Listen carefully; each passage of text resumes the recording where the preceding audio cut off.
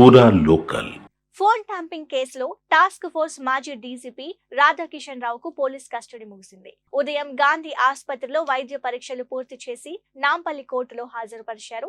న్యాయమూర్తి ఈ నెల 12 వరకు రాధాకిషన్ రావుకు జ్యుడిషియల్ కస్టడీ పొడిగించింది. కస్టడీ విచారణలో కీలక విషయాలు వెలుగు చూసిన నేపథ్యంలో మరిన్ని అరెస్టులు తప్పవని తెలుస్తోంది.